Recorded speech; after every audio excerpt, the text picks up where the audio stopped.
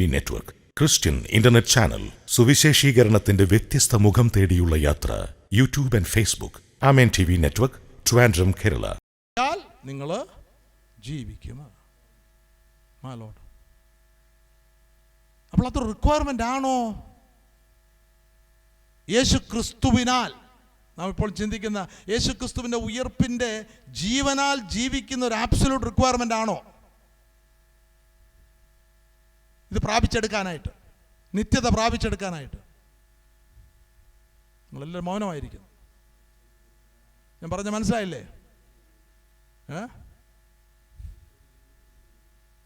ജീവിക്കുന്നില്ല എങ്കിൽ, ജഡത്തെ അനുസരിച്ചാണ് ജീവിക്കുന്നതെങ്കിൽ, അങ്ങനെ ജീവിതമുണ്ട്. ദൈവമക്കളെന്ന് പറയുന്നവരില്ല ഉണ്ടോ? ലോകമേ ലോകമേ എന്ന് പറയുന്ന ദൈവമക്കളാണോ ഇപ്പം? ദൈവമക്കളോടൊന്നും എനിക്ക് അറിഞ്ഞുകൂടാ. അവർ ലോകക്കാർ.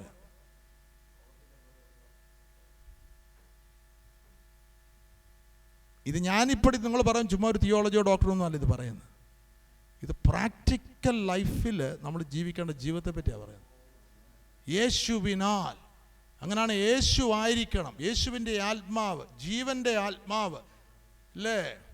നമ്മൾ 8-ാമത്തെ അധ്യായത്തിൽ വായിക്കുന്നത് പോലെ, നിങ്ങളോ ദൈവത്തിൻ്റെ ആത്മാവ് നിങ്ങളിൽ വസിക്കുന്നു എന്ന് വരികൾ ജഡസ്വഭാവമ ഉള്ളവര് അല്ല, ആത്മസ്വഭാവമ ഉള്ളവരത്തെ. എന്നിട്ട് താഴോട്ട് ക്രിസ്തുവിന്റെ ആത്മാവില്ലാത്തവന് അവനുള്ളവനല്ല. ക്രിസ്തു നിങ്ങളിൽ ഉണ്ടെങ്കിലോ ശരീരം പാപം നിമിത്തമ മരിക്കേണ്ടതെങ്കിലും ആത്മാവ് നീതി നിമിത്തമ ജീവനാകുന്നു. യേശുവിനെ മരിച്ചവരിൽ നിന്ന് ഉയർപ്പിച്ചവന്റെ ആത്മാവ് നിങ്ങളിൽ വസിക്കുന്നുവെങ്കിൽ, ക്രിസ്തുയേശുവിനെ മരണത്തിൽ നിന്ന് ഉയർപ്പിച്ചവൻ നിങ്ങളിൽ വസിക്കുന്ന തൻ്റെ ആത്മാവിനെ കൊണ്ട് നിങ്ങളുടെ മർത്യ ശരീരങ്ങളെ ജീവിപ്പിക്കും. Oh my lord, hallelujah. Yesu ക്രിസ്തുവിനാൽ ജീവിക്കുന്ന ഒരു ജീവിതം അല്ലേ? ആ ജീവിതത്തിൽ മാത്രമേ എത്രയധികമായിട്ട് കോപത്തിൽ നിന്ന് അല്ലെങ്കിൽ രക്ഷിക്കുക, അല്ലെങ്കിൽ സംഭവിക്കുക. ജഡത്തിൽ ജീവിക്കുകയാണെങ്കിൽ ജഡത്തിൻ്റെ പ്രവൃത്തികളാണ് നാം ഇന്ന് ഇപ്പോഴും ചെയ്തുകൊണ്ടിരിക്കുന്നത്. അല്ലേ? ഞാൻ ഓർപ്പിച്ചു, ജഡപ്രകാരമുള്ള ജീവിതം, ആത്മാവുള്ള ജീവിതം 8-ാമത്തെ അധ്യായത്തിലുണ്ട് അല്ലേ? ജഡസ്വഭാവമുള്ളവർ എന്താ ചിന്തിക്കുന്നത്? അതോടെ നോക്കിയാണ് 8-ന്റെ ജഡത്തിന്റെ ചിന്ത മരണം. 8-5 ജഡസ്വഭാവമുള്ളവർ ജഡത്തിനുള്ളതും ആത്മസ്വഭാവമുള്ളവർ ആത്മാവിനുള്ളതും ചിന്തിക്കുന്നു. അപ്പോൾ ഈ വിശ്വാസത്താൽ നീതീകരിക്കപ്പെട്ട് എന്ന് പറയുന്നതായിട്ടുള്ള പ്രിയപ്പെട്ടവരിൽ ജഡസ്വഭാവമാണെങ്കിൽ, അപ്പോൾ വിശ്വാസത്താൽ നീതീകരിക്കപ്പെടുന്നത് അതിൻ്റെ ഉദ്ദേശം ഈ കൃപയുടെ മാർഗത്തിൽ കൊണ്ട് നമ്മളെ ഇതിലൂടെ യാത്ര ചെയ്യിച്ച് പഴയ സ്വഭാവങ്ങൾ, ജഡ സ്വഭാവങ്ങൾ പുറത്താക്കിയിട്ട് നമ്മളെ തികച്ചും ആത്മസ്വഭാവമുള്ളവരാക്കി തീർക്കുവാനായിട്ടാണ് അല്ലേ? അപ്പം നമ്മുടെ ജീവിതത്തിൻ്റെ ലക്ഷ്യം, ആത്മീക ജീവിതത്തിൻ്റെ ലക്ഷ്യം അത് വ്യക്തമായിരിക്കണം. ഇതിലേക്ക് പ്രവേശിക്കുന്ന ഒരുവന് ആദ്യം അവന് ഉള്ളിലാണ് എന്നിൽ ഇപ്പം പ്രവർത്തിക്കുന്ന ജഡ സ്വഭാവമാണ്. ഞാൻ യേശുവിനെ കണ്ടെത്തി, അല്ലെങ്കിൽ വിശ്വാസത്തോളം നീതീകരണം പ്രാപിച്ച് ഞാൻ അതിനോട് സബ്മിറ്റ് ചെയ്തു കർത്താവിന് വേണ്ടി. ഇനി കർത്താവ് എന്നിലൊരു പ്രവൃത്തി ചെയ്യേണ്ടതായിട്ടുണ്ട്, തൻ്റെ ആത്മാവിനാൽ ഒരു പ്രവൃത്തി ചെയ്യേണ്ടതായിട്ടുണ്ട്. അപ്പോൾ ഇവിടെ നമ്മൾ വായിച്ചതനുസരിച്ച് ഈ ജഡസ്വഭാവത്തിൽ നിന്ന് എന്നെ ആത്മസ്വഭാവത്തിലേക്ക് കൊണ്ടുവരുവാനായിട്ടാണ് ഈ വിശ്വാസത്തിൻ്റെ പാതയിലേക്ക് ഞാൻ കാല് വെച്ചിരിക്കുന്നത്. അത് നമ്മുടെ ഉള്ളിൽ ആ ലക്ഷ്യബോധം ഉണ്ടായിരിക്കണം അല്ലേ? ഇപ്പം നാം ആ ലോകത്തിലെ ഒരു പ്രോജക്റ്റിന് ഇറങ്ങുകയാണ്, നമുക്കറിയാം നാം എന്തൊക്കെയാണ് ചെയ്യേണ്ടത്. ഒരു വീട് വെക്കണമെങ്കിൽ ചുമ്മാ അത് വീടായിത്തീരത്തില്ല. നമ്മൾ പറയുന്നത് എഴുതി വെച്ചു അല്ലേ? വേണം ഇതുപോലെ നമ്മളെ വാ കൊണ്ട് ഏറ്റു പറയും, ഹൃദയം കൊണ്ട് വിശ്വസിച്ചു വാ കൊണ്ട് ഏറ്റു പറയുകയാണ് വീട്, ഞാൻ വീട് പണി എന്ന് പറഞ്ഞ് നമ്മൾ കുത്തിയിരിക്കുക, പ്രാർത്ഥിച്ചുകൊണ്ടിരിക്കുക. അതുകൊണ്ട് അമ്മച്ചി പുറകിലുള്ള കല്ല് പോകാൻ പ്രാർത്ഥിച്ച പോലെ വീടായിത്തീരുമോ? വീട് പണി നടക്കുമോ? ഇല്ല. അതൊരു ലക്ഷ്യബോധം നമുക്കുണ്ടാകുമ്പോൾ ആ ലക്ഷ്യത്തിലേക്ക്, അത് ആ സമയങ്ങളിൽ ഇല്ലേ, ആ വീട് ഉണ്ടാക്കുവാൻ തീരുമാനമെടുത്ത് ലക്ഷ്യബോധമായി കഴിഞ്ഞാൽ ഊണിലും ഉറക്കത്തിലും പോക്കിലും വരവിലൊക്കെ നമ്മൾ എന്തായിരിക്കും ചിന്തിക്കുന്നത് അല്ലേ? അതിനെപ്പറ്റിയാണ് ചിന്തിക്കുന്നത്. അതെങ്ങനെയാണ് അറ്റൈൻ ചെയ്യുവാൻ കഴിയുന്നത്? പ്ലാൻ ഉണ്ടാക്കണം അല്ലേ? ഭൂമി വേണം, പണ്ട് പറയും വാനം തോണ്ടണം അല്ലേ, അടിസ്ഥാനം ഇടാനായിട്ട്. സിമൻറ്റ് വേണം, മണൽ വേണം, കമ്പി വേണം, അല്ലേ? നമ്മൾ കൈയും കെട്ടി ഇരിക്കുകയാണ് ഇപ്പം വീടുണ്ടാകുന്നത്. നടക്കത്തില്ല. ആ പ്രൊവിഷൻസ് ഉപയോഗിച്ചല്ലേ ഒക്കത്തുള്ളൂ. ആയതുപോലെ വിശ്വാസത്താൽ നീതീകരിക്കപ്പെട്ട ഈ മാർഗത്തിൽ പ്രവേശിക്കുന്ന അവൻ്റെ ഒരു ബോധം എന്നിൽ ഇപ്പം ജഡ സ്വഭാവമാണ്. അവൻ്റെ മുൻകരുതിയ പാപങ്ങളെ കഴുകി എല്ലാം ശുദ്ധിയാക്കി, ഫൈൻ. പക്ഷേ എൻ്റെ അകത്തെന്തൊരിപ്പുണ്ട്? ജഡ സ്വഭാവമാണ്, പാപത്തിൻ്റെ പ്രമാണമുണ്ട്, അല്ലേ? ഞാനത് പ്രൂവ് ചെയ്യേണ്ട കാര്യമില്ല. ദൈവമക്കളുടെ രീതി കണ്ടു കഴിഞ്ഞാൽ അതുപോലെ ജഡ സ്വഭാവമാണ് മാനിഫെസ്റ്റ് ചെയ്യുന്നത്, അല്ലേ? അപ്പോൾ ആ ജഡ സ്വഭാവമാണ് നമ്മളിൽ വസിക്കുന്നതെങ്കിൽ നാം ചിന്തിക്കുന്നതെല്ലാം എന്തിനാണ്? ജഡത്തിലുള്ളതാണ്. അപ്പോൾ അതിൽ നിന്ന് ആത്മസ്വഭാവത്തിലേക്ക് ഉള്ള ട്രാൻസ്ഫോർമേഷന് അത് നടക്കണമെങ്കിൽ യേശുവിനാൽ നടത്തപ്പെടുന്ന ഒരു ജീവിതമായിരിക്കണം. അപ്പോൾ വിശ്വാസത്താൽ നീതീകരിക്കപ്പെട്ട ശേഷമോ നാം അവനാൽ, യേശു ക്രിസ്തുവിനാൽ എത്ര അധികമായി കോപത്തിൽ നിന്ന് രക്ഷിക്കപ്പെടും. എന്നിട്ട് റോമാലേഖനം 8-ാമത്തെ അധ്യായം 6-ാമത്തെ വാക്യം വായിച്ചാൽ, ജഡത്തിന്റെ ചിന്ത മരണം, ആത്മാവിന്റെ ചിന്തയോ ജീവനും സമാധാനവും തന്നെ. ജഡത്തിന്റെ ചിന്ത ദൈവത്തോട് ശത്രുത്വമാകുന്നു, അത് ദൈവത്തിന്റെ ന്യായപ്രമാണത്തിന് കീഴ്പ്പെടുന്നില്ല, കീഴ്പ്പെടുവാൻ കഴിയുന്നതുമല്ല. അടുത്തത്, ജഡസ്വഭാവമുള്ളവർക്ക് ദൈവത്തെ പ്രസാദിപ്പിക്കുവാൻ കഴിവില്ല. എന്നിട്ട് താഴെ നമ്മൾ വായിക്കുമ്പോൾ മുമ്പേ വായിച്ചത്, നിങ്ങൾ ജഡത്തെ അനുസരിച്ച് ജീവിക്കുന്നുവെങ്കിൽ മരിക്കും നിശ്ചയം. നീതിയുടെ പാതയിലേക്ക് പ്രവേശിച്ച ഒരുവനില് വലിയ ക്രിയകൾ നടക്കുവാനുണ്ട്, അല്ലേ? അല്ല എങ്കിൽ നമ്മൾ തീരുമാനമെടുത്തു, സ്നാനപ്പെട്ടു, ഈ മാർഗത്തിൽ കയറി എന്ന് പറയുന്നു, പക്ഷെ നമ്മളെ ഭരിക്കുന്ന ഏത് സ്വഭാവമാണ്? ജഡ സ്വഭാവമാണെങ്കിൽ നമ്മൾ ദൈവകോപത്തിന് വേണ്ടി ചരതിച്ച് വെക്കുക, അല്ലേ? രാവിലെ എഴുന്നേൽക്കുമ്പോൾ പിറുപിറുപ്പോടായിരിക്കും എഴുന്നേൽക്കുക. അപ്പം അതൊക്കുന്നില്ല, ഇതൊക്കുന്നില്ല, അല്ലേ? ഞങ്ങളുടെയൊക്കെ ഡ്രൈവ് ഹൈവേയിലൊക്കെ കയറുമ്പോൾ ഒരാൾ കട്ട് ചെയ്ത് മുന്നേ കയറുമ്പോൾ ദൈവം ഇതല്ല, പക്ഷെങ്കിൽ അകത്തൂടെ ഒരു തോക്കുണ്ടെങ്കിൽ, അല്ലേ? ചില വലിയ ഭക്തന്മാരായിട്ടുള്ള പറയും, എൻ്റെ പഴയ സ്വഭാവമായിരുന്നെങ്കിൽ. ആ പഴയ സ്വഭാവം ഇവിടെ കിടപ്പുണ്ട്, അതുകൊണ്ടാണത് പുറത്ത് വരുന്നത്, അല്ലേ? നിങ്ങൾക്ക് ശരിയായിട്ട് ജീവിക്കാൻ ആഗ്രഹിക്കുന്നെങ്കിൽ എല്ലാ ദിവസവും രാവിലെ നിങ്ങളുടെ ഒരു നല്ല റൈറ്റിംഗ് പാഡൊക്കെ എടുത്തിട്ട് ജീവിതത്തിന് അന്ന് ചെയ്യുന്ന ക്രിയകളെല്ലാം അങ്ങനെ ഒന്ന് എഴുതി വെക്കണം, അല്ലേ? അന്ന് കോപത്തിൻ്റെ ചിന്ത വരുമ്പോൾ, ഈർഷ്യ വരികയാണെങ്കിൽ 11 മണിക്ക് എന്ത് വന്നു? ഈർഷ്യ വന്നു. സ്തോത്രം. അങ്ങനെ എഴുതാൻ പോയി കഴിഞ്ഞാൽ ആ കുഴച്ചില്ലല്ലേ?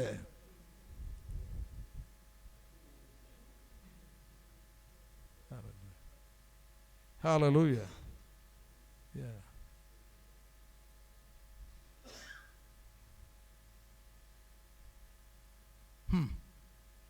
ജഡസ്വഭാവം, ജഡത്തെ അനുസരിച്ച് നടക്കുകയാണെങ്കിൽ മരിക്കും, പ്രാപിക്കാനൊക്കത്ത് ഇല്ല. നമുക്ക് ഡേറ്റും ഒക്കെ ഉണ്ട്. എത്ര? 5/5/1985 അല്ലെങ്കിൽ 90 അല്ലേ? ഞാൻ ബൈബിളിൻ്റെ പുറകിൽ എഴുതിയിട്ടുണ്ട്, എഴുതി വെച്ചിട്ടുണ്ട്. രക്ഷിക്കപ്പെട്ടു എന്നാണ് എഴുതിയിരിക്കുന്നല്ലേ? പക്ഷെ ഇവിടെ എഴുതിയിരിക്കുന്നത് എന്താ? വിശ്വാസം നീതിയിരിക്കപ്പെട്ടവന് യേശുവിനാൽ ജീവിച്ചില്ലെങ്കിൽ എന്ത് സംഭവിക്കുന്നു? യേശുവിനാൽ ജീവിച്ചെങ്കിൽ മാത്രമേ അത്ര അധികം കോപത്തിൽ നിന്ന്. അപ്പോൾ ഈ ഓരോ പാപത്തിൻ്റെ അവസ്ഥ നമ്മൾ ഉണ്ടാകുമ്പോൾ ദൈവം അതൊക്കെ അങ്ങ് മറക്കുമോ? ഞാൻ ഓർക്കുക, ഇപ്പോഴുള്ള ഈ നേതൃത്വത്തിനും ഇപ്പോഴുള്ള ഇതൊക്കെ നോക്കണേ, അവർക്ക് എപ്പോഴും മുട്ടയിരിക്കാനേ സമയം കാണത്തുള്ളൂ. കാരണം മുഴുവൻ പാപത്തിൻ്റെ പ്രവൃത്തികളാണ് ചിന്തിക്കുന്നതും പ്രവർത്തിക്കുന്നതും, മുഴുവൻ സ്ട്രാറ്റജികളാണ് ഉണ്ടാക്കുന്നത്, ഇല്ല? ഞാൻ കഴിഞ്ഞ ദിവസം ഒരു വീട്ടിൽ ചെന്നപ്പോഴും ആ സ്ട്രാറ്റജികളൊക്കെ പറയുന്നത് കേട്ടോ. അപ്പോൾ സ്ട്രാറ്റജി അല്ലേ അവിടെ ഹെഡ് ഓഫീസ് നടക്കുന്ന കാര്യങ്ങൾ. വലിയ ആളാണ്, ഈസ് എ ഗുഡ് മാൻ. പക്ഷേ അവർക്കറിയാം എന്തൊക്കെ ഇതിനകത്ത് നടക്കുന്നത്, അല്ലേ? അപ്പം ഞാൻ ഓർക്കായിരുന്നു, അങ്ങനൊരു ജീവിതത്തിൽ അയ്യോ, ഈ രക്തത്താലുള്ള കഴിവുകൾ പ്രാപിക്കണമെങ്കിൽ മണിക്കൂറുകൾ പ്രാർത്ഥിച്ചാലേ ഒക്കെ ഉള്ളൂ, ഇല്ല? അത് പ്രവർത്തിച്ചിട്ട് അതിനൊരു പരിഹാരവും ഇല്ല എങ്കിൽ, അത് ആ ജീവിതം തന്നെ നയിക്കുകയാണെങ്കിൽ ഈ പറയുന്ന യാഥാർത്ഥ്യത്തിൽ എത്തിച്ചേരുമോ ദൈവമക്കളെ? ഇല്ല. എത്ര പേര് വിശ്വസിക്കുന്നുണ്ട്? അപ്പം ആൾക്കാർ ചോദിക്കും, എന്നാ നിങ്ങൾ മുഴുവൻ പാപമില്ലാത്തൊരു ജീവിതമാണോ നയിക്കുന്നത്? ഇല്ല. നമുക്കെല്ലാം പാപത്തിൻ്റെ ആപസ്. എന്താ പാപത്തെ പറ്റി നമുക്കൊരു ഭയമുണ്ട് അല്ലേ? എത്ര പേർക്കുണ്ട് ഇത് വഞ്ചനയാണെന്നുള്ളത് അല്ലേ? പാപം എൻ്റെ ശരീരത്തിൻ്റെ അവയവങ്ങളിൽ വാഴുകയാണെങ്കിൽ, യാക്കോബ് അപ്പോസ്തലൻ പറയുന്നത് നാവിനെ പറ്റി ചെറിയ അവയവം എന്ന് പറഞ്ഞിട്ട് അത് ശരിയായിട്ട് ഉപയോഗിക്കുന്നില്ല, നിൻ്റെ ജീവചക്രത്തിന് തിരികൊളുത്തുക ഇല്ല. വളരെ ഈസി ആയിട്ട് എവിടെ ആ തീക്കനലിലേക്ക് ആണ്. ജീവചക്രം എന്ന് പറഞ്ഞാൽ അത് കറങ്ങി എങ്ങോട്ടാണ് പോകുന്നത്? നാവ് ശരിയായിട്ട് ഉപയോഗിക്കുന്നില്ലെങ്കിൽ ആ ജീവചക്രമാണ്. ചക്രം കറങ്ങി എങ്ങോട്ടാണ് പോകുന്നത്? നിത്യനരകത്തിലേക്കാണ് പോകുന്നത്.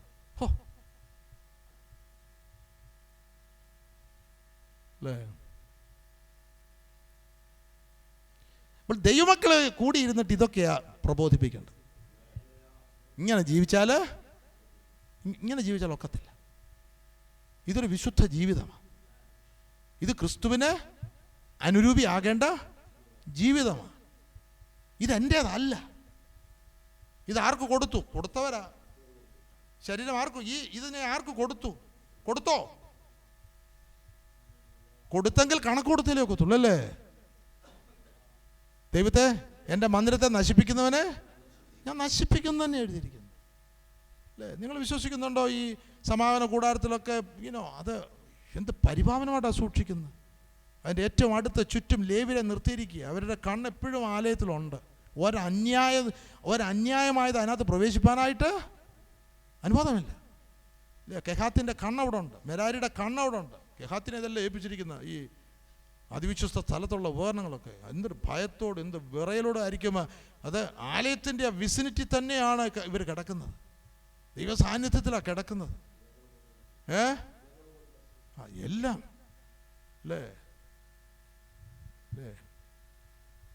അത് കൊണ്ടുവരുന്ന മൃഗങ്ങൾ തന്നെയല്ല, ആട് യാഗം കഴിക്കാൻ കൊണ്ടുവന്ന് തന്നെ വിശുദ്ധം എന്ന് പറഞ്ഞാൽ അതിനകത്ത് ഊനമില്ലാത്ത ആടായിരിക്കണം. ക്യാമ്പ് അതിനകത്ത് പ്രാകാരത്തിൽ നിന്ന് കയറണമല്ല നാളോട് അല്ലേ?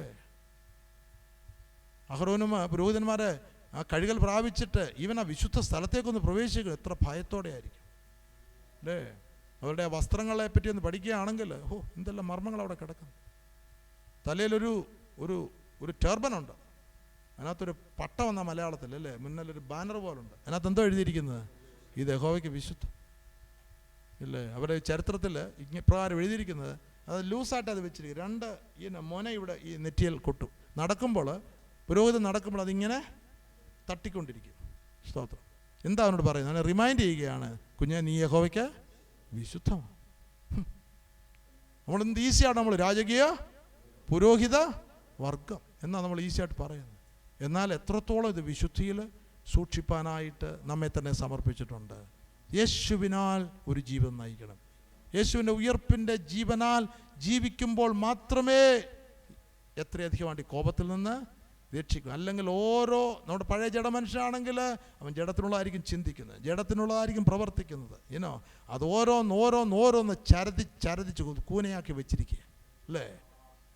നമ്മളൊരു പോയിന്റ് കഴിഞ്ഞാൽ എനിക്ക് തോന്നുന്നില്ല ആരാ ഇപ്പം രക്തത്താൽ ഒരു തെറ്റ് ചെയ്താൽ ഓടിച്ചെന്ന് എൻ്റെ കർത്താവേ എന്നോട് ക്ഷമിക്കണം, രക്തത്താൽ എന്നെ കഴുകി ശുദ്ധീകരിക്കണം. നമ്മൾ കൂടുമ്പം കർത്താവേ അവരുടെ രക്തത്താൽ എന്നെ ശുദ്ധീകരിക്കണം എന്നൊക്കെ ഒരു ഓവറോൾ സ്റ്റേറ്റ്മെൻറ്റ് പറയുന്നുള്ള അല്ലാതെ റിയലി ഭയത്തോടും ഭക്തിയോടും ദൈവത്തിൻ്റെ സ്ഥാനത്ത് കർത്താവേ തെറ്റിപ്പോയി വാക്ക് എന്നോട് ക്ഷമിക്കണം രക്തത്താൽ ആ ഒരു നിലവാരത്തിലേക്ക് വരുമ്പോഴാണ് പാപത്തിൽ നിന്ന് തന്നെ നമുക്ക് ഒരു വിടുതൽ, ഒരു സ്വാതന്ത്ര്യം കിട്ടുന്നത്. കാരണം നമുക്കതറിയാമോ, നമ്മുടെ നിത്യതയെ ചോദ്യം ചെയ്യുന്നതാണ്. ഇത് ദൈവ കോപം ചരതിച്ച് വെക്കുന്നതാണ്. ഇത് വിശുദ്ധിയിൽ ജീവിക്കേണ്ട ഒരു ജീവിതമാണ് അല്ലേ? കൃപ എന്ന് പറയുമ്പോൾ കൃപ വെറുതെ നമുക്ക് കിട്ടിയിരിക്കുന്നത്. കൃപ ദൈവവചനത്തിന് അടിസ്ഥാനത്തിലാണ് കൃപ ലഭിച്ചിരിക്കുന്നത്. ഓർത്തുകൊള്ളണം, ആ കൃപ വെറുതെ ലഭിക്കത്തില്ല അല്ലേ? കൃപയെ ചീപ്പാക്കുകയാണ് എല്ലാം. ഗ്രേസ് എന്ന് പറയുമ്പോൾ ആ കൃപാസനം അല്ലേ, കൃപയുടെ ആസനം നിയമപ്പെട്ടകത്തിന്റെ മുകളിലാണ് വെച്ചിരിക്കുന്നത്. മനസ്സിലായോ ഞാൻ പറഞ്ഞതിന്റെ അർത്ഥം? നിയമം അല്ലേ, അതിവിശുദ്ധ സ്ഥലത്ത് നിയമത്തിന്റെ മുകളിൽ അടിസ്ഥാനത്തിലാണ് കൃപ വർക്ക് ചെയ്യുന്നത്. മനസ്സിലാവുന്നുണ്ടല്ലോ അല്ലേ? നിയമമില്ലാതെ കൃപയില്ല. ആ നിയമപ്പെട്ടകത്തില് അതതിനോട് പറ്റിച്ചേർന്നാണ് കൃപ ആ ആസനം വെച്ചിരിക്കുന്നത്.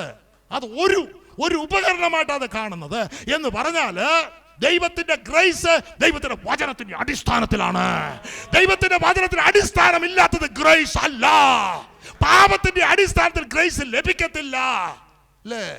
പാപം പെരുകെടുത്ത് കൃപ പെരുകെന്ന് പറയുമ്പോൾ ഓർത്തുകൊള്ളണം, ആ പാപത്തെ ജയിക്കുവാനായിട്ടാണ് ദൈവകൃപ പകരുന്നത്. അവിടെ കൃപ പെരുകണമെങ്കിൽ ദൈവത്തിന്റെ വചനത്തിന്റെ അടിസ്ഥാനത്തിൽ നിൽക്കുന്ന ചില ജീവിതങ്ങൾ ഉണ്ടായിരിക്കണം, ചില നിയമപ്പെട്ടകൾ ഉണ്ടായിരിക്കണമേ. അല്ലേ? ആ നിയമപ്പെട്ടകമ് വെറുതെ കൊണ്ടുവെക്കാനൊക്കത്തില്ല. നിയമപ്പെട്ടകമ ഇരിക്കേണ്ടത് അതിവിശുദ്ധ സ്ഥലത്താണ്. Glory to God, hallelujah. നമ്മുടെ ഉള്ള് ആ വിശുദ്ധിയിൽ സൂക്ഷിക്കുമ്പോൾ അവിടെയാണ് കൃപയുടെ ആസനം. ആ കൃപയുടെ ആസനം ഉള്ളിൽ ഉണ്ടാകുമ്പോൾ അവിടെയാണ് മറ്റുള്ളവർക്ക് കൃപ പകരുവാൻ തക്കവണ്ണം. അതെന്താണ് കൃപ? ദൈവവചനമാ, ജീവനുള്ള വചനമാ. ആ വചനത്തിൽ നിന്ന് ഉളവാകുന്നതാണ് ദൈവകൃപ. ദൈവകൃപ ശൂന്യതയിൽ നിന്ന് വരുന്നതല്ല. ദൈവകൃപ നമ്മൾ ലോകം പറഞ്ഞുണ്ടാക്കുന്നതല്ല. ദൈവകൃപ നമ്മുടെ സാങ്കല്പികമായിട്ടുള്ള ഒരു വിഷയമല്ല. സ്വർഗത്തിൽ എന്നേക്കും സ്ഥിരമായിരിക്കുന്ന ദൈവത്തിന്റെ വചനത്തിന്റെ അടിസ്ഥാനത്തിൽ നിന്ന് ഉളവാകുന്നതാണ് ദൈവത്തിന്റെ കൃപ. Glory to God, hallelujah. സ്തോത്രം. 1 മണിയായി. അടുത്ത ഭാഗങ്ങൾ നമ്മൾ ലഞ്ചിന് ശേഷം ദൈവകൃപയിൽ ആശ്രയിച്ച് ചിന്തിക്കുക. ഈ ഭാഗങ്ങൾ നിങ്ങൾ ധ്യാനിച്ചാൽ മടങ്ങിപ്പോയിട്ട് വായിക്കണം. ആണ് ആ ഡേ ഓഫ് അറ്റോൺമെന്റ്, പാപ പരിഹാരത്തിലേക്ക്, പാപത്തിനുള്ള സ്വാതന്ത്ര്യത്തിലേക്ക് നയിക്കുന്നത്. അത് കഴിഞ്ഞുള്ളതാണ് നമുക്കറിയാം. ആ ലാസ്റ്റിലുള്ള ഉത്സവം, കൂടാര പെരുന്നാൾ, അത് കർത്താവുമായിട്ടുള്ള ഏക ആത്മാവിലുള്ളൊരു ജീവിതമാണ്. ദൈവമായ കർത്താവ് നമ്മളെ സഹായിക്കട്ടെ. സ്തോത്രം. വീണ്ടും നമുക്ക് പ്രാർത്ഥിക്കാം. പരിശുദ്ധനായ ഞങ്ങളുടെ സ്വർഗ്ഗസ്ഥ പിതാവേ, പുനഃനാമത്തെ ഞങ്ങൾ വാഴ്ത്തുന്നു, സ്തുതിക്കുന്നു. ഞങ്ങളോട് സംസാരിച്ചുകൊണ്ടിരിക്കുന്നു. ജീവൻ്റെ വചനത്തിൽ ജീവിപ്പാൻ ഞങ്ങൾ കൃപ നൽകണമേ. ഞങ്ങൾ ചിന്തിച്ചു പോലെ ഞങ്ങളെ കർത്താവെ അവിടെ നീതീകരിച്ചിരിക്കുന്നത് നീതിയോടൊരു ജീവൻ നയിപ്പാനായിട്ടാണ്. അത് ഞങ്ങളുടെ പഴയ ജീവനല്ല, ജഡപ്രകാരമുള്ള ജീവനല്ല, ജഡസ്വഭാവമല്ല. കർത്താവെ, അങ്ങയാൽ, അവിടുത്തെ ജീവനാൽ, ഉയർപ്പിൻ്റെ ജീവനാൽ, അവിടുത്തെ പരിശുദ്ധാത്മാവിൽ, ജീവൻ്റെ ആത്മാവിൻ്റെ പ്രമാണത്തിൽ കർത്താവ് അനുഗ്രഹിക്കപ്പെട്ട ജയകരമായിട്ടുള്ള ഒരു ജീവൻ നയിപ്പാനായിട്ട് കർത്താവെ അവിടുന്ന് സഹായിക്കണം. ഞങ്ങളെ ഒരുക്കിയെടുക്കണം. ഈ വചനങ്ങളെല്ലാം ഹൃദയങ്ങളെല്ലാം ആഴമായിട്ട് ക്രിയ ചെയ്യുവാനായിട്ട് കൃപ ചെയ്യണം. സ്തോത്രം. പ്രാർത്ഥന കേട്ടതിനാൽ സ്തോത്രം. യേശു ക്രിസ്തുവിന്റെ വലിയ നാമത്തിൽ തന്നെ.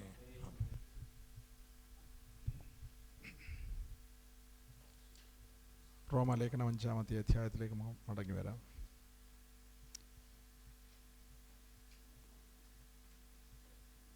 എൻ്റെ 10-ാമത്തെ വാക്യം വായിച്ചാട്ടെ. ശത്രുക്കളായിരിക്കുമ്പോൾ തന്നെ നമുക്ക് അവന്റെ പുത്രന്റെ മരണത്താൽ ദൈവത്തോട് നിരപ്പ് വന്നുവെങ്കിൽ നിരന്ന ശേഷം നാം അവന്റെ ജീവനാൽ എത്ര അധികമായി രക്ഷിക്കപ്പെടും. ശത്രുക്കളായിരിക്കുമ്പോൾ തന്നെ നമുക്ക് അവൻ്റെ പുത്രൻ്റെ മരണത്താൽ ദൈവത്തോട് നിരപ്പ് വന്നുവെങ്കിൽ, റെക്കൺസിലിയേഷൻ, മുകളിൽ പറഞ്ഞിരിക്കുന്ന സമാധാനം, നിരന്ന ശേഷം നാം യേശുവിൻ്റെ ജീവനാൽ എത്ര അധികമായി രക്ഷിക്കപ്പെടും. വിശ്വാസത്താൽ നീതീകരിക്കപ്പെട്ട ഒരു വ്യക്തി ഈ കൃപയുടെ മാർഗത്തിൽ പ്രവേശിച്ച് ഈ മാർഗത്തിൽ ഒരു ജീവിതം നയിക്കുമ്പോൾ ആ ജീവിതം പഴയ ജീവനിലല്ല, പിന്നെയോ യേശുക്രിസ്തുവിൻ്റെ ജീവനാൽ, യേശുക്രിസ്തുവിൻ്റെ ജീവനാൽ ജീവിക്കുമ്പോൾ എത്ര അധികമായി രക്ഷിക്കപ്പെടും.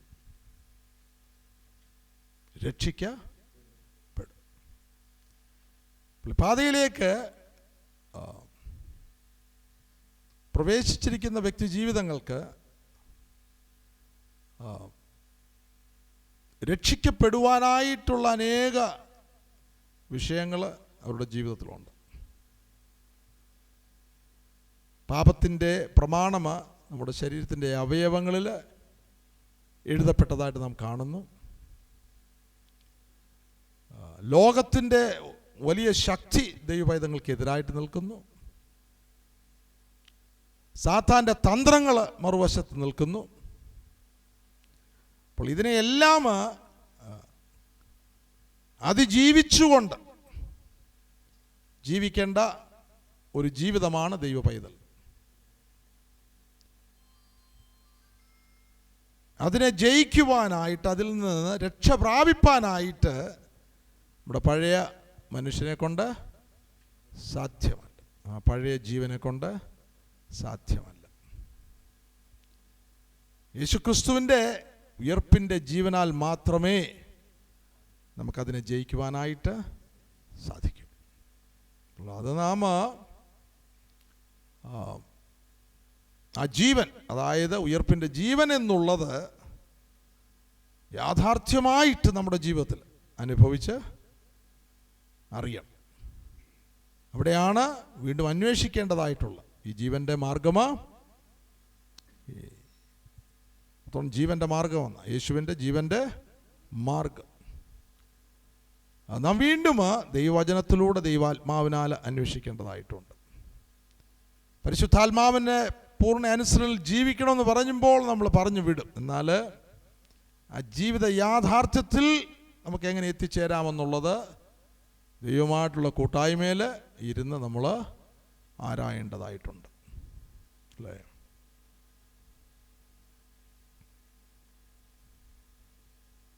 ഞാൻ കഴിഞ്ഞ ദിവസങ്ങളെ ഓർപ്പിച്ചതുപോലെ ഉയർപ്പിൻ്റെ മേഖലയിലേക്ക് നാം വന്നേലേ ഒക്കത്തു.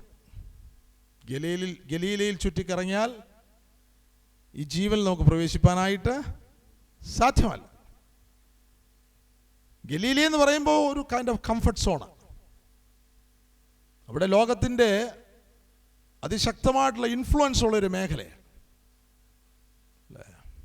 അന്നത്തെ ഗലീലയിൽ എ കോസ്മോപൊളിറ്റൻ സിറ്റി എന്നാണ് ചരിത്രകാരന്മാർ എഴുതിയിരിക്കുന്നത്. എന്ന് പറഞ്ഞാൽ എല്ലാ തരത്തിലുള്ള ആൾക്കാർ അവിടെ ഉണ്ട്, അല്ലേ? ഞാൻ ഓർപ്പിച്ചതുപോലെ ഇതൊരു മാനസാന്തരത്തിൻ്റെ മേഖലയാണ്. അവിടെ നാം പാപികളാണ് എന്ന് നമുക്ക് വെളിപ്പെടുന്നതായിട്ടുള്ള ഒരു മേഖലയാണ് ഗലീലയുടെ മേഖല. ദൈവരാജ്യത്തിൻ്റെ സന്ദേശം കേൾക്കുന്ന ഒരു മേഖലയാണ്. ആ ദൈവരാജ്യം അവിടെ വിളിച്ചറിയിക്കുന്നത് ആ മേഖലയിൽ നിന്ന് ക്രൂശിൻ്റെ മേഖല യെരുശലേമിലേക്ക് ഒരുവൻ വരേണ്ടതിനാണ്, അല്ലേ? മരുഭൂമിയിൽ വന്ന് അവിടെ സമാഗമന കൂടാരത്തിൻ്റെ പണി, ദൈവശബ്ദം അവരവിടെ കേൾക്കുന്നത് അവർ മരുഭൂമിയിൽ ചുറ്റിക്കറങ്ങി നടക്കുവാനായിട്ടല്ല, അല്ലേ? ആ നിയമപ്പെട്ടം അവർക്ക് കൊടുത്തിരിക്കുന്നത് അവരെ സ്വസ്ഥതയിലേക്ക് നടത്താനാണ്.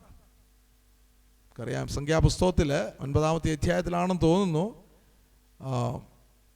അവർക്കൊരു വഴി, അവിടെ വിശ്രാമം എന്നൊരു വാക്കാണ് ഉപയോഗിച്ചിരിക്കുന്നത്. അത് മേഘസ്തംഭവും അഗ്നിസ്തംഭവും അല്ല, നിയമപ്പെട്ട് ദൈവത്തിൻ്റെ പ്രമാണങ്ങൾ, ദൈവത്തിൻ്റെ കൃപ, ദൈവത്തിൻ്റെ സാന്നിധ്യം ഇവർക്ക് വിശ്രാമ സ്ഥലം അന്വേഷിക്കേണ്ടതിന് 3 ദിവസത്തെ വഴിയായി പോയി നമ്മൾ കാണുന്നു. ഓക്കെ, ആ 3 ദിവസമെന്ന് ഉള്ളത് തന്നെ മരണ പുനരുത്ഥാനത്തെയാണ് കാണിക്കുന്നത്, അല്ലേ? ആയതുപോലെ ഒരു ദൈവത്തിൻ്റെ പൈതൽ ഈ മാർഗത്തിൽ പ്രവേശിച്ച് യാത്ര തുടങ്ങുമ്പോൾ അവനെ നയിക്കേണ്ടത് ദൈവത്തിൻ്റെ സാന്നിധ്യമാണ്, ദൈവത്തിൻ്റെ പ്രമാണം, അല്ലേ? അവിടെ സാക്ഷ്യപ്പെട്ടകം, ആ പ്രമാണമായിരിക്കണം അവനെ നയിക്കേണ്ടത്, അല്ലേ? അപ്പം മിസ്രൈമിൽ നിന്ന് ഹോരേബ് വരെ സിനായി മരുഭൂമിയിൽ അവർക്ക് പ്രമാണങ്ങളൊന്നുമില്ല. കാരണം ആലയത്തിൻ്റെ പണി ആയിട്ടില്ല. അപ്പോൾ പകൽ മേഘസ്തംഭം, രാത്രി അഗ്നിസ്തംഭം, പാട്ടുമൊക്കെ പാടി പിറുപിറുത്തോണ്ട് അവിടെ വരെ വരും, അല്ലേ? പ്രമാണമില്ലാത്തൊരു ജാതിയാണ്. എന്തെങ്കിലും കാണിച്ചാൽ ഏത് സ്വഭാവം അവർ കാണിക്കുന്നത്? ഒരു പണി നടത്തിയാൽ ഏത് പണിയാണ് നടത്തുന്നത്? കാരണം എന്താ? അവർക്ക് പ്രമാണമാ ഇല്ല. അപ്പോൾ ദൈവത്തിൻ്റെ വചനം ആത്മാവിൽ നമുക്ക് ലഭിക്കുന്നില്ലെങ്കിൽ പ്രമാണമില്ലാത്തൊരു ജാതിയാണ്, ഒരു കൂട്ടം. രക്ഷിക്കപ്പെട്ടു സ്നാനപ്പെട്ടു എന്ന് പറയുന്നു, എങ്കിലും പ്രമാണമില്ലാത്തതായിട്ടുള്ള ഒരു കൂട്ടം, അല്ലേ? അവർക്കൊരു കാലത്തും അവകാശങ്ങളിൽ പ്രവേശിപ്പാനായിട്ട് സാധ്യമല്ല, അല്ലേ? നാം വായിച്ചു, ജഡ സ്വഭാവമുള്ളവർക്ക് ന്യായപ്രമാണത്തിന് വിധേയപ്പെടുവാനായിട്ട് സാധ്യമല്ല, അല്ലേ? ജഡത്തിൻ്റെ പ്രവൃത്തികൾ ആത്മാവിനാൽ മരിപ്പിക്കുന്നില്ല എങ്കിൽ അത് മരണത്തിലേക്കാണ് നയിക്കുന്നത്. അപ്പോൾ യേശുക്രിസ്തുവിൻ്റെ ജീവനാൽ, ആ ജീവൻ എന്നുള്ള ഭാഗം ഞാൻ കഴിഞ്ഞ ദിവസം ഓർപ്പിച്ചു. യോഹന്നാൻ്റെ സുവിശേഷം ആരംഭിക്കുമ്പോൾ ആദിയിൽ വചനമുണ്ടായിരുന്നു, വചനം ദൈവത്തോടു കൂടെ ആയിരുന്നു, വചനം ദൈവമായിരുന്നു. അത് ജസ്റ്റ് ഒരു റിട്ടൺ ലോ അല്ല, അത് കർത്താവായ യേശു ക്രിസ്തു അല്ലേ. ആ വചനത്തിൽ ജീവൻ ഉണ്ടായിരുന്നു അല്ലേ, വചനത്തിൽ ജീവന് ഉണ്ടായിരുന്നു. ആ ജീവനാണ് മനുഷ്യർക്ക് വെളിച്ചം, പ്രകാശം അല്ലേ. കഴിഞ്ഞ ദിവസം ഞാനത് ഓർപ്പിച്ചാൽ. എന്നിട്ട് യോഹന്നാൻ്റെ സുവിശേഷം 10-ാമത്തെ അധ്യായത്തിൽ കള്ളൻ അറുപ്പാനും മുടിപ്പാനും മോഷ്ടിപ്പാനും വരുമ്പോൾ നമ്മുടെ കർത്താവ് നമുക്ക് ജീവൻ നൽകുവാനും സമൃദ്ധിയായ ജീവൻ. അത് ജീവൻ്റെ നിറവിൻ്റെ അനുഭവം. അതേത് ജീവനാണ്? സമൃദ്ധിയായ ജീവൻ, അല്ലെങ്കിൽ യേശുവിൻ്റെ ജീവൻ അല്ലേ, വചനമാകുന്നവൻ്റെ ജീവൻ.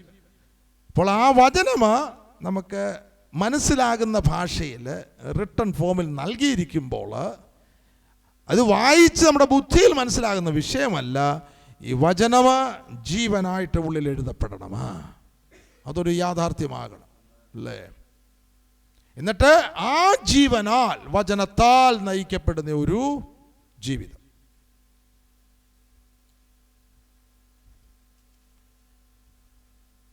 എസെക്കിയേലിൻ്റെ പ്രവചനത്തിലേക്ക് നമുക്കൊന്ന് വരാം. ഈ വചനത്താൽ നടത്തപ്പെടുന്ന ഒരു അനുഭവം അവിടെ എഴുതിയിരിക്കുന്നത്.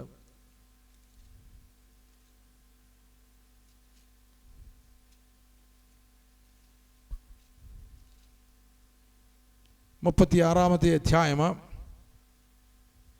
അതിൻ്റെ 26 മുതൽ, ഞാൻ നിങ്ങൾക്ക് പുതിയൊരു ഹൃദയം തരും, പുതിയൊരു ആത്മാവിനെ ഞാൻ നിങ്ങളുടെ ഉള്ളിലാക്കും, കല്ലായുള്ള ഹൃദയം ഞാൻ നിങ്ങളുടെ ജഡത്തിൽ നിന്ന് നീക്കി മാംസമായുള്ള ഹൃദയം ഞാൻ നിങ്ങൾക്ക് തരും.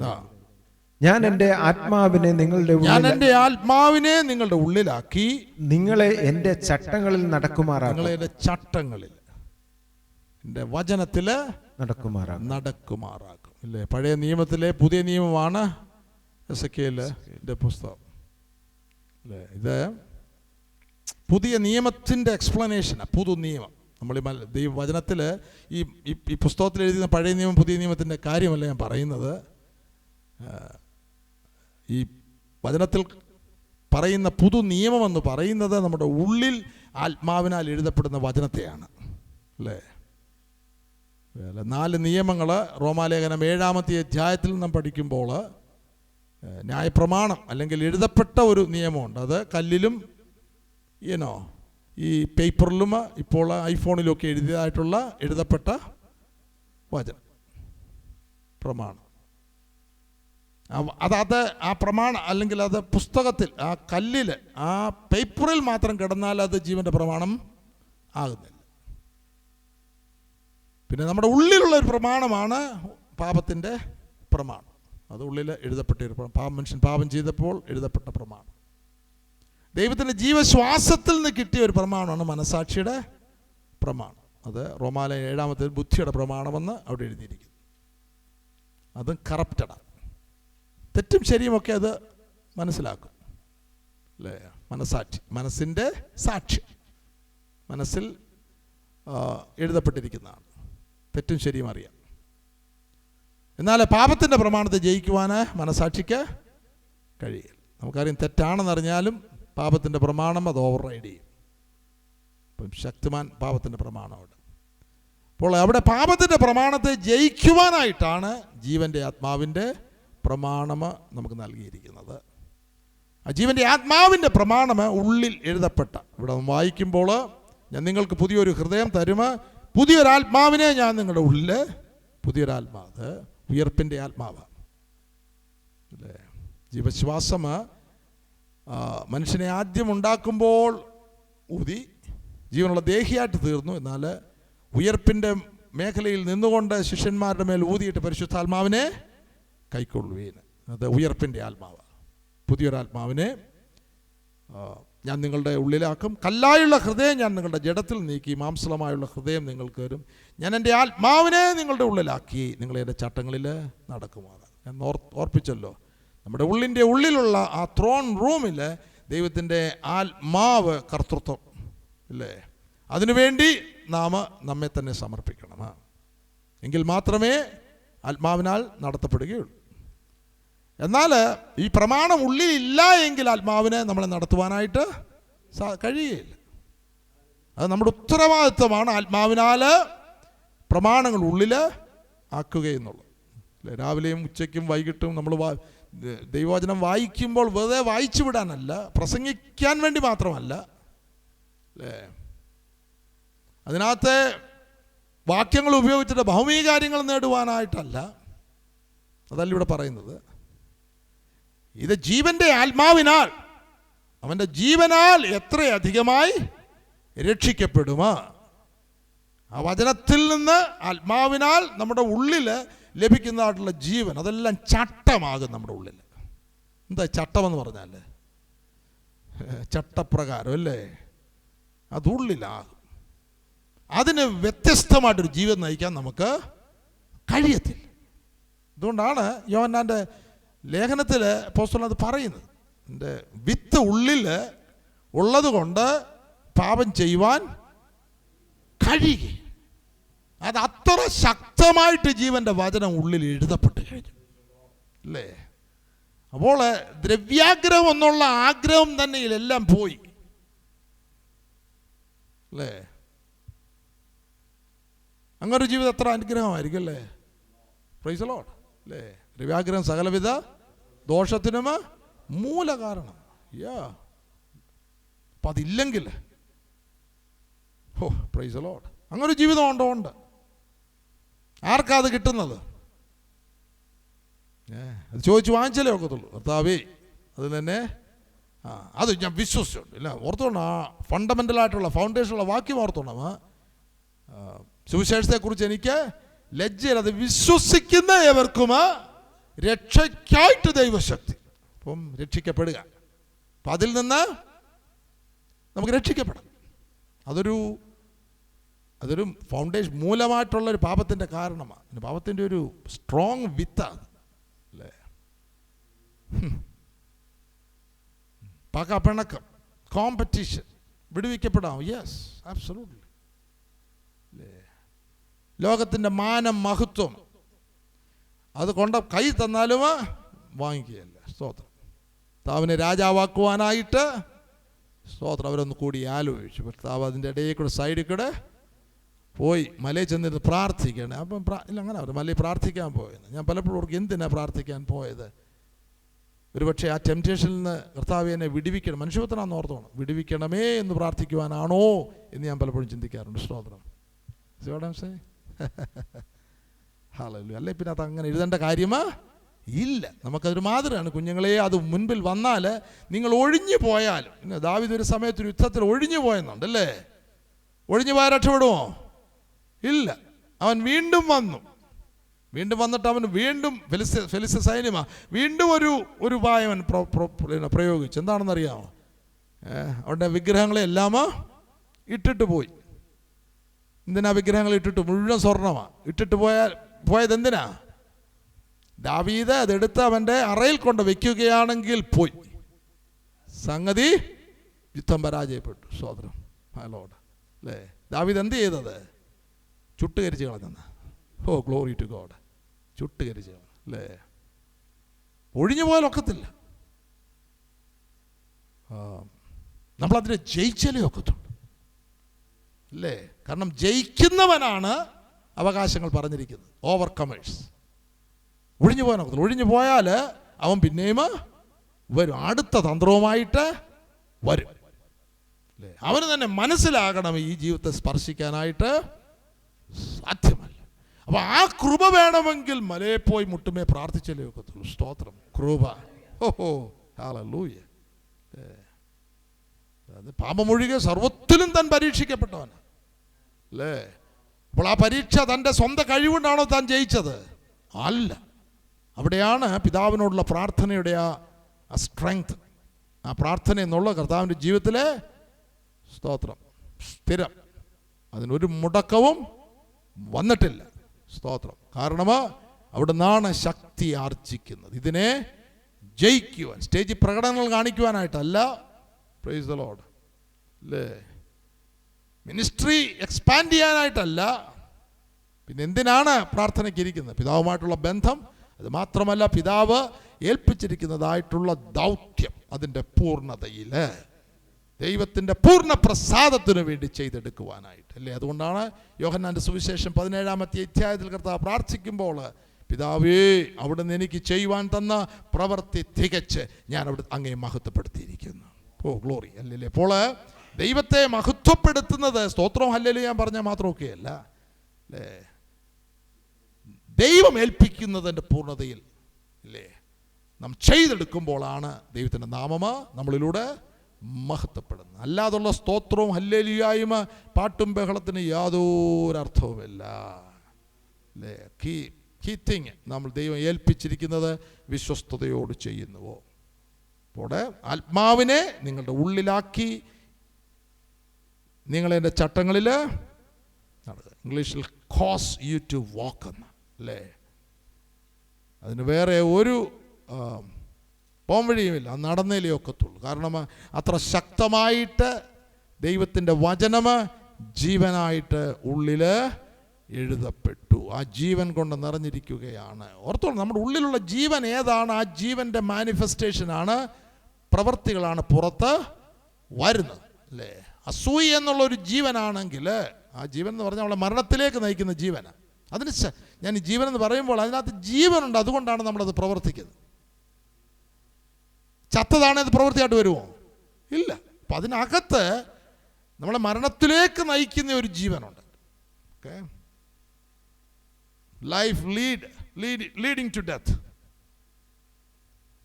അപ്പോൾ നമ്മുടെ ഈ ദുഷ്പ്രവർത്തികൾക്ക് അതിൻ്റെ അടിസ്ഥാനമായിട്ട് പാപമെന്നുള്ള ഒരു ജീവൻ, മരണത്തിലേക്ക് നയിക്കുന്ന ഒരു ജീവൻ ഉണ്ട്, അല്ലേ?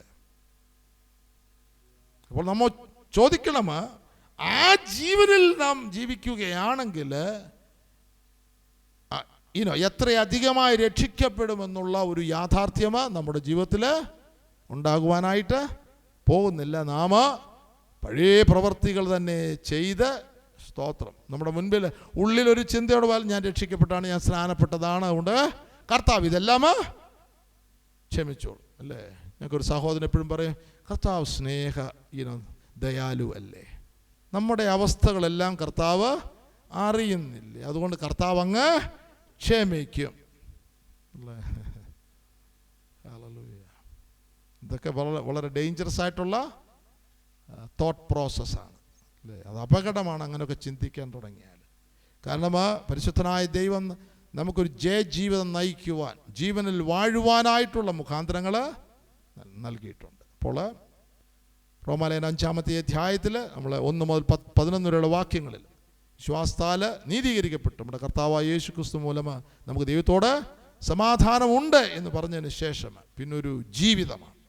ആ ജീവിതം നമുക്കറിയാം, യേശുവിൻ്റെ ജീവനാൽ നാം ജീവിക്കുമ്പോൾ കഷ്ടത സഹിഷ്ണു സിദ്ധതയും സിദ്ധ്യത പ്രത്യാശ, യഥാർത്ഥ ജീവൻ്റെ നിലനിൽക്കുന്ന പ്രത്യാശയ്ക്ക് വേണ്ടിയുള്ള ഒരു ജീവിതമാ, ഇല്ല, ദിവ്യമായിട്ടുള്ള സ്വഭാവങ്ങളിലേക്ക് നയിക്കപ്പെടുന്ന ഒരു ജീവിതമാ. അതിനെതിരായിട്ട് എന്തെല്ലാം വന്നാലും അതിനെ ജയിക്കുവാൻ തക്കവണ്ണമുള്ള ദൈവശക്തി ആർജിച്ചുകൊണ്ട് യേശുവിൻ്റെ ജീവനാൽ ജീവിക്കുന്നതായിട്ടുള്ള ഒരു ജീവിതമാണ്. ഇതാണ് ദൈവം നമ്മളെക്കുറിച്ച് ആഗ്രഹിക്കുന്നത്. ഇനി നമ്മൾ 12 മുതൽ 21 വരെയുള്ള വാക്യങ്ങളിൽ ഞാൻ അതിലെഴുതിയിരിക്കുന്നത്, അല്ലെങ്കിൽ അതിൻ്റെ പ്രധാനപ്പെട്ട വാക്യം, അതിൻ്റെ 17-ാമത്തെ വാക്യം വായിച്ചാട്ടെ. ഏകന്റെ ലംഘനത്താൽ മരണം ആ ഏകൻ നിമിത്തം വാണുവെങ്കിൽ കൃപയുടെയും നീതിദാനത്തിന്റെയും സമൃദ്ധി ലഭിക്കുന്നവർ യേശുക്രിസ്തു എന്ന ഏകൻ നിമിത്തം ഏറ്റവും അധികമായി ജീവനിൽ വാഴും. ഇവിടെ സമൃദ്ധി എന്നുള്ളൊരു വാക്കുണ്ട്, പ്രോസ്പെരിറ്റി, അല്ലേ? ലോകത്തിൻ്റെ ഒന്നും അല്ല അവിടെ പറയുന്നത്. എഴുതിയിരിക്കുന്ന കൃപയുടെയും നീതിദാനത്തിൻ്റെയും സമൃദ്ധി ലഭിക്കുന്നവർ യേശുക്രിസ്തു എന്ന ഏകൻ നിമിത്തം ഏറ്റവും അധികമായി ജീവനിൽ വാഴും. അല്ലേ? മരണം വാഴുന്ന ഒരവസ്ഥയിൽ നിന്ന്, പാപത്തിൻ്റെ സ്വഭാവങ്ങൾ വാഴുന്ന ഒരു അവസ്ഥയിൽ നിന്ന് കൃപയുടെയും നീതിദാനത്തിൻ്റെയും സമൃദ്ധി ലഭിക്കുന്നു. ഇപ്പോൾ കൃപയും നീതിയും എങ്ങനെയാണ് ലഭിക്കുന്നത്?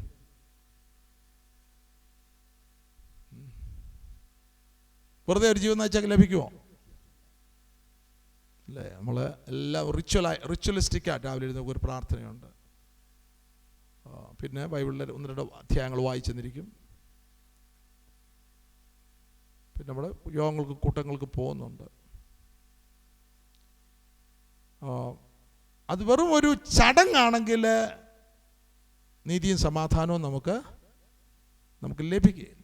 അപ്പോൾ അതുകൊണ്ട് തന്നെ കർത്താവിൻ്റെ ടീച്ചിങ്ങിൻ്റെ പ്രാരംഭത്തിൽ തന്നെ നീതിക്ക് വിശന്ന് ദാഹിക്കുന്നവർ ഭാഗ്യവാന്മാർ, അവർക്ക് എന്ത് കിട്ടും? അവർക്ക് തൃപ്തി വരുമെന്ന്. അല്ലേ? മലയാളത്തിലെ വാക്കുകളൊന്നും അത്ര പോരാ. അല്ലേ? തൃപ്തി വരുമെന്ന് എഴുതുമ്പോൾ ഇവിടെ ഇതുമായിട്ട് നമ്മൾ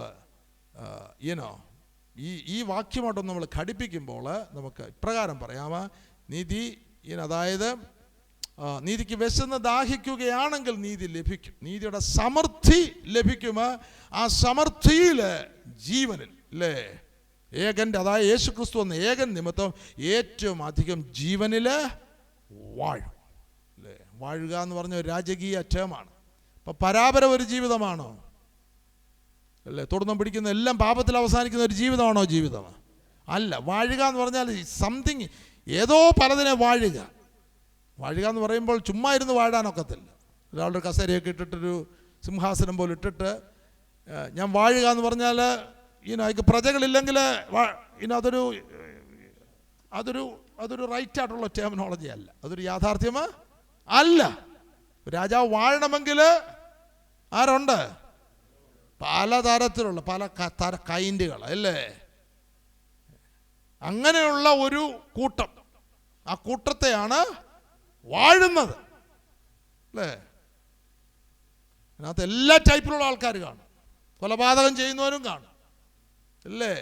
ആരെയും വകവയ്ക്കാത്തവരുണ്ട്, അല്ലേ? അനുസരിക്കാത്ത ഒരു കൂട്ടമുണ്ട്. ഞാൻ പറഞ്ഞു എല്ലാ തരക്കാരും ഇവിടെ ഉണ്ട്, ആ രാജ്യത്തിൽ ഉണ്ട്. പക്ഷെങ്കിൽ അവരെ ആരാ വാഴുന്നത്? യഥാർത്ഥമായിട്ട് രാജാവാണെങ്കിൽ അതിനെല്ലാം വാഴുക. രാജാവ് എഴുന്നേറ്റ് കഴിഞ്ഞാൽ സ്തോത്രം, അല്ലേ? രാജാവ് വരുന്നെന്ന് പറഞ്ഞു കഴിഞ്ഞാൽ ഇവൻ്റെ എല്ലാം തലക്കുനി, അല്ലേ? രാജാവ് കൽപ്പിച്ചാൽ അതിന് മറുചോദ്യമുണ്ടോ? ഇല്ല. അതാണ് വാഴുക എന്ന് പറഞ്ഞത്. ഇതുപോലെ നമ്മളിൽ അനേക ശക്തികളുണ്ട്, അല്ലേ? കനാന്യ ശക്തികളുള്ളത് ഉണ്ടായിരുന്ന പോലെ നമ്മൾ പാപത്തിൻ്റെ വലിയ ശക്തികൾ നമ്മുടെ ഉള്ളിലുണ്ട്. കോപം ഒരു വലിയ ശക്തിയാണ്. നമ്മൾ കോപിച്ചു കഴിഞ്ഞാൽ നമ്മുടെ മുഖം തന്നെ മാറുമോ? വേറെ രൂപമാകും. നിങ്ങൾ പെട്ടെന്ന് കോപിക്കുമ്പോൾ കണ്ണടിച്ചെന്ന് നോക്കണം, അന്നേരം അറിയാം. സാത്താൻ്റെ രൂപം കാണണമെങ്കിൽ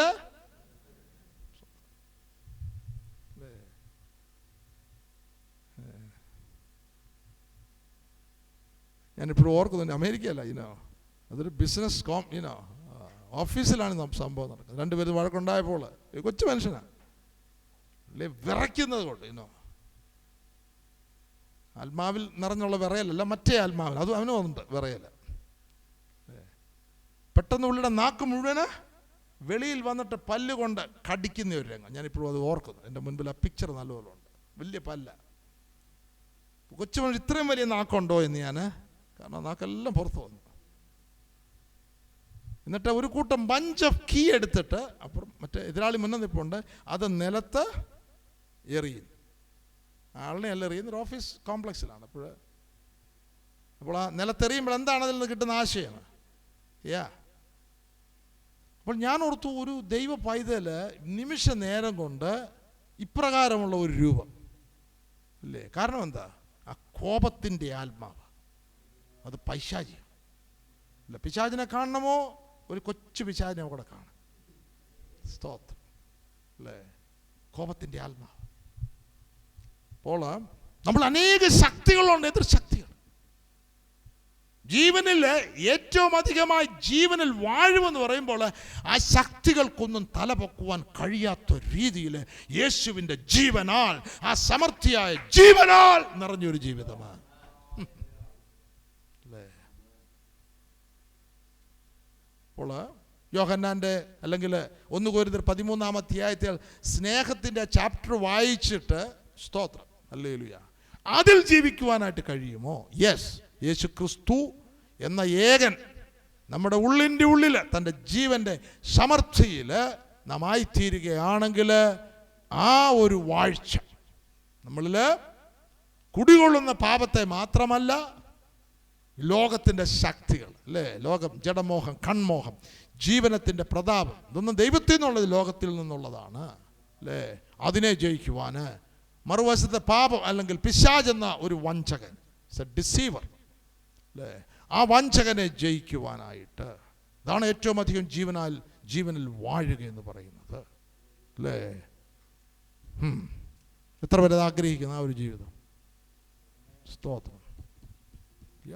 ഇന്ന് മുതൽ അതിനുവേണ്ടി അങ്ങ് ആഗ്രഹിക്കണം, അല്ലേ. നിങ്ങൾ ക്ലാസ്സുകളിൽ മറ്റൊന്നും ഓർത്തില്ലെങ്കിൽ ജീവനിൽ വാഴുന്നത്, സമൃദ്ധിയായ ജീവൻ, യേശു ക്രിസ്തു നമ്മുടെ ഉള്ളിൻ്റെ ഉള്ളിൽ യേശു ക്രിസ്തുവിൻ്റെ ജീവൻ കൊണ്ട് നിറഞ്ഞിട്ട് ആ ജീവനിൽ വാഴുന്നതായിട്ടുള്ള അനുഭവം, അതങ്ങോട്ട് സീക്ക് ചെയ്താട്ട്, അല്ലേ. ഞാൻ ഒരു കാര്യം അപേക്ഷിച്ചു എന്ന് ദാവീദ് പറഞ്ഞ പോലെ, കർത്താവേ, ആ ഒരു കാര്യം ഞാൻ അപേക്ഷിക്കുന്നു, ഇതാ അവിടുത്തെ സന്നിധിയിൽ. ഒരു സീസൺ ഓഫ് പ്രയർ, അല്ലേ, നമ്മുടെ ചിന്തയിലും ഭാവത്തിലും നോട്ടത്തിലും എല്ലാം, അതായത് നമ്മുടെ ഉള്ളു മുഴുവനും യേശുവിൻ്റെ സമർത്ഥിയായിട്ടുള്ള ജീവനിൽ വാഴുവാനായിട്ട്, അല്ലേ, ദാഹം, അതിനുവേണ്ടി വില കൊടുത്തേ ഒക്കത്തുള്ളൂ. Need to pay a price.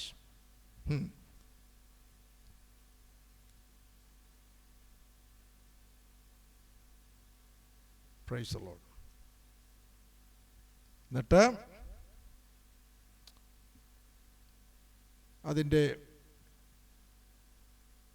21-ാമത്തെ വാക്യം വായിച്ചാട്ടെ. പാപം മരണത്താൽ വാണതുപോലെ കൃപയും നമ്മുടെ കർത്താവായ യേശു ക്രിസ്തു മുഖാന്തരം നീതിയാൽ നിത്യജീവനായി വാഴേണ്ടതിന് തന്നെ. നിത്യജീവനായി വാഴേണ്ടതിന്. വാഴുക എന്നുള്ള വാക്ക് അനേക പ്രാവശ്യം ഈ അധ്യായത്തിൽ എഴുതിയിട്ടുണ്ട്. അത് പാപത്തിൻ്റെ മേഖലയിൽ ജീവിക്കുകയാണെങ്കിൽ പാപം വാഴുന്നു, അല്ലേ. അത് മരണത്തിലേക്കാണ്, ആ വാഴ്ച നമ്മളെ മരണത്തിലേക്കാണ് നയിക്കുന്നത്, അല്ലേ. പാപത്തിൻ്റെ മേഖലയിൽ നമ്മെ രസിപ്പിക്കുന്നതായിട്ടുള്ള അനേക മാധ്യമങ്ങളുണ്ട്, അല്ലേ. പാപം നമ്മളെ ഏറ്റവും ഉന്നതികളിലേക്ക് കൊണ്ടുപോകും. അതായത് ജഡത്തിൻ്റെ ആ മോഹം, ആഗ്രഹം കൊണ്ട്, പ്രൈഡ് എന്നുള്ള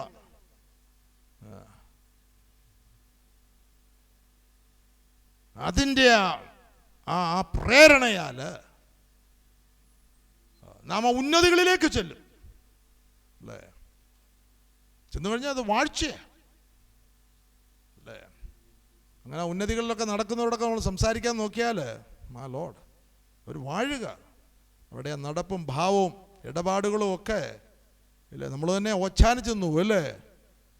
വാഴുക, അവരെ വെറുതെ അവിടെ എത്തിച്ചേർന്നതല്ല, അവരത് ഉന്നം വെച്ചുകൊണ്ട് തന്നെ ഒരു ജീവിത ശൈലി, ഒരു ജീവിത രീതി ഇതിലൂടെ നടന്നവരാ. അത് അറ്റൈൻ ചെയ്യുവാനായിട്ട് എന്ത് വിലയും കൊടുക്കുവാൻ ഒരുക്കത്തോടുകൂടെ വില കൊടുത്തുകൊണ്ട്, അതിന് ചതിവായാലും കളവായാലും വഞ്ചനയായാലും മറ്റുള്ളവരുടെ കാലുവാരിയായാലും അറ്റ് എനി കോസ്റ്റ്, അല്ലേ. അതൊന്നും ചെയ്യാതെ തന്നെ ഉന്നതികളിലേക്ക്, എല്ലാം അത് പ്രൈഡിന് വേണ്ടിയാണെങ്കിൽ, നിഗളത്തിന് വേണ്ടിയാണെങ്കിൽ, നമ്മുടെ ഉന്നതികൾക്ക് വേണ്ടിയാണെങ്കിൽ, ഒരു ഭാഗത്തൊരു വാഴ്ചയാണ്. ആൾക്കാർ പുകഴ്ത്തും, മിടുമിടുക്കൻ, ഔന്നത്യമുള്ളവൻ, അല്ലേ. ആൾക്കാർ ബഹുമാനിക്കും, അതൊരു വാഴ്ചയാ. എന്നാൽ ഈ ജീവനിൽ വാഴുന്നത് സൗമ്യതയിൽ, താഴ്മയിൽ. അവൻ ലോകം ആഗ്രഹിക്കുന്നവനല്ല, അവൻ സാധുശീലനാണ്. Price the Lord. ലോകത്തിൻ്റെ ഒരു ശക്തിക്കും ജഡത്തിൻ്റെ പാപത്തിൻ്റെ സ്വഭാവങ്ങൾക്ക് അവനെ കീഴടക്കുവാനായിട്ട് സാധ്യമല്ല. അപ്പം ഏത് വാഴ്ചയാണ് നമുക്ക് വേണ്ടത്? പ്രൈസ് ദി ലോർഡ്, അല്ലേ. മറ്റേത് നമ്മളെ മരണത്തിലേക്കാണ് നയിക്കുന്നത്. നമ്മൾ ദിവസവും പാപം പ്രാക്ടീസ് ചെയ്തുകൊണ്ടുള്ള ജീവിതമാണ്. നിഗളം പ്രാക്ടീസ് ചെയ്തുകൊണ്ടുള്ള ജീവിതമാണ് ആ ഉന്നതത്തിൽ ഇരിക്കുന്നവൻ, അല്ലേ? ആ സമ്പത്തിൻ്റെ ഉന്നതികളിൽ ഇരിക്കുന്നവൻ. ഞാൻ ഓർക്കുമായിരുന്നു, ഒരു എക്സ്പെൻസീവ് കാർ തന്നെ ഓടിച്ചു പോകുമ്പോൾ, മെർസൈഡീസോ BMW ഓടിച്ചുകൊണ്ട് പോകുമ്പോൾ തന്നെ എന്തുണ്ട്? ഒരു നിഗള ഉണ്ടോ? അങ്ങനെ ഉണ്ടെങ്കിൽ അതെല്ലാം വിറ്റാണ്. ഇവിടെ ഉള്ളവരാരും ഉണ്ടെന്ന് എനിക്ക് തോന്നുന്നില്ല. സ്തോത്രം, അല്ലേ? അത് വേണമെന്നില്ല, അതിനുള്ള ആഗ്രഹം മതി, അല്ലേ? ഞാൻ വർഷങ്ങൾക്ക് മുമ്പ് ഒരു സീനിയർ പാസ്റ്ററുമായിട്ട് ചില വിശ്വാസം ഓവർസിയർ ഞങ്ങൾ ഞായറാഴ്ച ഇങ്ങനെ കൂട്ടായ്മയ്ക്ക് പോകുകയാണ്. അപ്പോൾ ഹൈവേ കൂടെ ഇങ്ങനെ ഡ്രൈവ് ചെയ്യുമ്പോൾ അങ്ങേ ഹൈവേയിലൊരു കാർ മെർസൈഡീസ് ഇങ്ങനെ പെട്ടെന്ന് ഫ്ലാഷ് ചെയ്ത് പോകുന്നു. അപ്പോൾ ഈ കർത്താവിൻ്റെ ദാസന് പെട്ടെന്ന്, വത്സനെ, അതാണ് എൻ്റെ car, like that car. I still remember. ഞാൻ ആക്സിഡൻറ്റിൻ്റെ മുന്നിലുണ്ട്. പുള്ളിയുടെ സർവവും ആ കാറിലേക്ക്, ചുമ്മാ അങ്ങ് പറയുകയല്ല, ഐ കുഡ് സീ, ഇല്ല, എനർജി മുഴുവൻ അതിൽ ഫോക്കസ് ചെയ്യുന്നതായിട്ട്, അല്ലേ? അപ്പോൾ അത് ഓടിച്ചില്ലേലും അത് വേണമെന്നൊരാഗ്രഹം മതി. അപ്പോൾ ജീവിതത്തിൻ്റെ ഔന്നത്യങ്ങളെല്ലാം നമ്മെ പ്രതാപമഹത്വം, അത് നാം അറിയാതെ തന്നെ അനേക വിധമായിട്ടുള്ള പാപങ്ങളിലേക്ക്, പാപം പ്രാക്ടീസ് ചെയ്യാനായിട്ട് കാരണമായിട്ട് തീരും, അല്ലേ? നമ്മുടെ നിത്യത നമ്മൾ പ്രാപിച്ചെടുക്കുവാനായിട്ട് ഒരു എളിയ ജീവിതമാണ് അതിൻ്റെ ആൻസർ. നമ്മുടെ ഉള്ളിനെ പുളകം കൊള്ളിക്കുന്ന, ഉള്ളിൻ്റെ ഉള്ളിൽ അല്പം നിഗളം ഉളവാക്കുന്നതായിട്ടുള്ള ഒരു അവസ്ഥ വരികയാണെങ്കിൽ അവസ്ഥയിൽ നിന്ന് രക്ഷപ്പെട്ടോണം. It's A problem. ശലോമോന്റെ ജീവിതത്തിൽ ഒരു ആഗ്രഹം വന്നതേ ഉള്ളൂ, അല്ലേ? സഭാപ്രസംഗിയിലാണെന്ന് തോന്നുന്നു. ജസ്റ്റ് ഒരു തോട്ട്. 2-ാമത്തെ അധ്യായം 3-ാമത്തെ വാക്യം.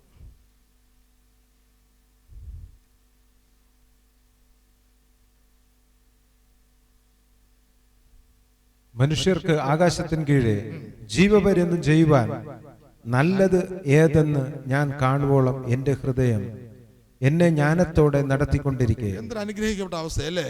മനുഷ്യർക്ക് ആകാശത്തിന് കീഴെ ജീവപര്യന്തം ചെയ്യുവാൻ നല്ലത് ഏതെന്ന് ഞാൻ കാണുവോളം എൻ്റെ ഹൃദയം എന്നെ ജ്ഞാനത്തോടെ നടത്തിക്കൊണ്ടിരിക്കെ, അല്ലേ? വായിച്ചാട്ടെ.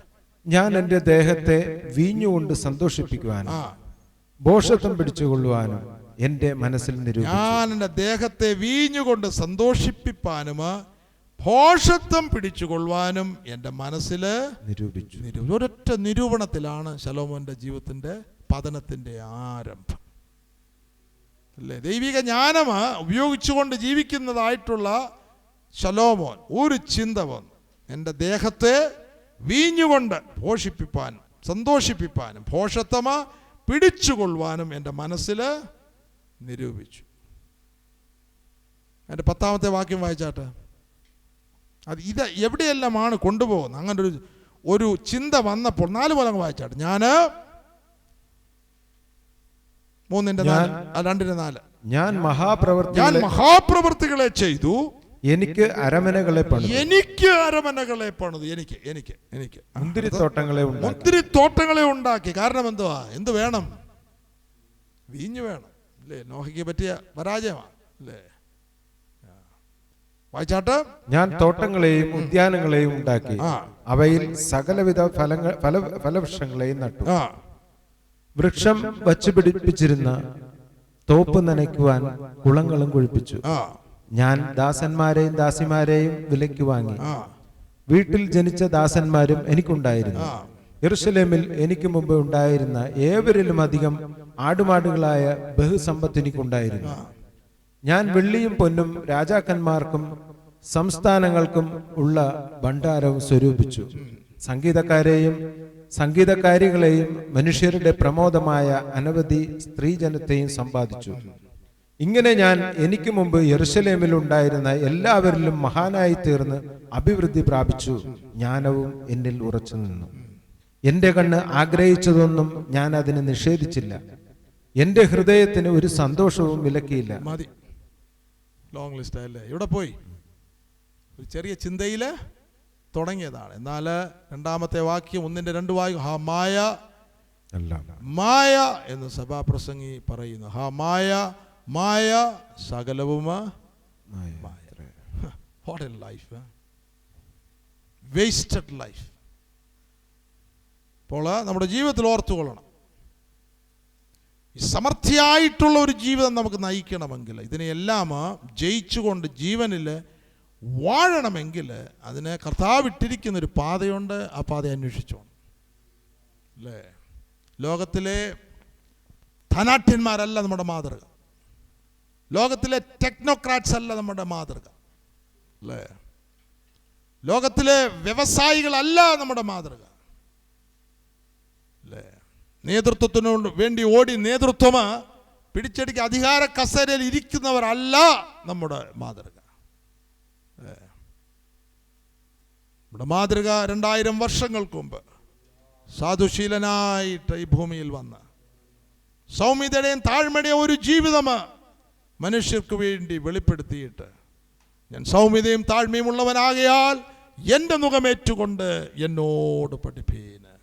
ഓ ഹല്ലേലൂയ, ഹല്ലേലൂയ.